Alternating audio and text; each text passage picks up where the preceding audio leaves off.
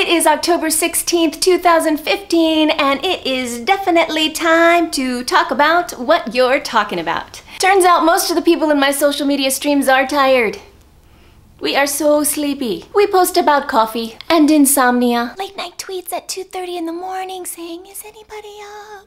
At a talk given at the British Science Festival, the Brits are very into science. Sleep and circadian neuroscientist Paul Kelly talked about the dangers of a sleep-deprived society. Grueling work schedules, along with the blue light from all of the electronic devices that we use in the evening, are robbing us of our sleep. Turns out the body's natural circadian rhythms can't really be changed all that much, and from the ages of about 16 to 55, naturally, we are not ready to start the workday until about 10, maybe even 11 a.m. Paul Kelly says that shifting our perspective on the start of workdays could greatly improve the society's physical and mental health. In fact, just having 5 hours of sleep for a week straight can change the way up to 700 different genes in your body function. To save the world, people, we must start the workday later. I love science. I love it so much. Okay, some dude found a dead rodent in his Subway sandwich and the internet got super excited when he took a picture of it and shared it on Facebook.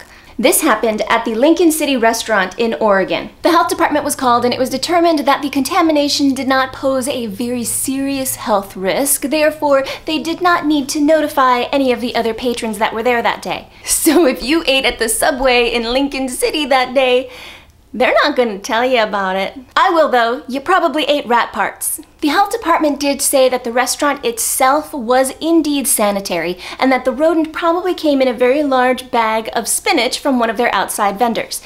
A vendor that probably supplies spinach to hundreds of other places. So don't go out to eat food ever again. The Democratic national debates started up this past week. We had Hillary Clinton, we had Bernie Sanders, we had those 3 other guys. Most of the analysis that has come through hails the debates as a pretty good comeback for Hillary Clinton. She was clear and succinct with her answers. She appeared confident and at ease. Bernie Sanders played the explainer, which he does quite well. Though he wasn't exactly prepared for her challenge on guns, he did take her side and agree with her argument that people, yes, quote, are sick and tired of your damn emails. More and more people in my social media streams are starting to feel the burn. Especially since after one of the debates, he practically saved MSNBC's Andrea Mitchell from being crushed by her fellow reporters. She fell down, they started closing in. There's Bernie picking her up, making sure she's okay, pushing back the cameras, asking repeatedly if she is all right before he will continue. He is also scoring a lot of points for rejecting a donation from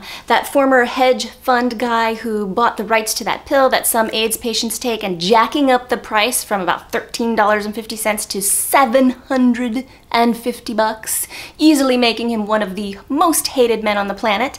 Well, Bernie Sanders was like, nope, I don't want your money. Here's what he said. He is the poster boy for pharmaceutical company greed. We don't want his stinking money. Sanders instead donated that money to a center in DC that specializes in HIV and AIDS treatment. He is kind of an awesome guy. My Facebook friend Charlie even ran into him at a coffee shop the other day. Bernie Sanders was having a rally about 15 minutes away, and while his staff got into a white SUV, Bernie decided to walk. We'll just take a little bit of Hillary supporters here and we will sprinkle it into Bernie's camp here. Overall, the Democratic debates were substantive with 2 very clear possible nominees. And although the candidates disagreed with each other's views on some of the really big issues, there were no personal attacks. They stuck to the Reagan rule and they all came out looking like decent human beings. Stark contrast to the GOP. In fact, Donald Trump and Mike Huckabee both live tweeted the Democratic debates, although Mike Huckabee kind of stood out for being Mike Huckabee trying to be Donald Trump. In an effort to be all guns blazing, Mike Huckabee tweeted out this very racist statement. I trust Bernie Sanders with my tax dollars like I trust a North Korean chef with my Labrador.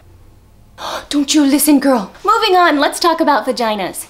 There is a sex-positive startup company called Flirtmoji, and they have just released 5 very diverse vagina emojis. Yeah, that's pretty diverse.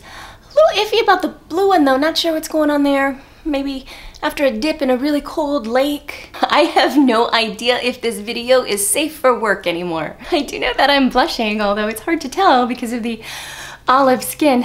These emojis are not available in the App Store. The App Store refused to sell them for obvious reasons, but you can sign up on their website using your email, and then what you do is you cut and you paste as needed into your texts.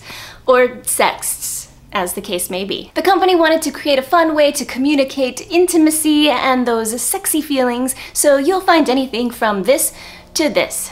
Yes, I will put a link in the description box below. Pervs. Okay, a lot of people were talking about the legend of the Jersey Devil this week. The Jersey Devil goes back hundreds and hundreds of years and is apparently some mishmash of a creature with a kangaroo body, the head of a dog, the face of a horse, these large leathery wings, antlers like a deer, and intimidating claws. It seems a man has claimed to have gotten a picture of it, he thinks. He thought maybe it was a llama, and then it sprouted wings and started flying through the air, at which point he busted out his phone and started taking a picture. Now, some people think this picture is staged or photoshopped, but he swears it is not. Take a picture, take a picture! Get it! I don't know. People were also freaking out this week because a bug in the Facebook mobile app was allowing people to see how many views a post was getting.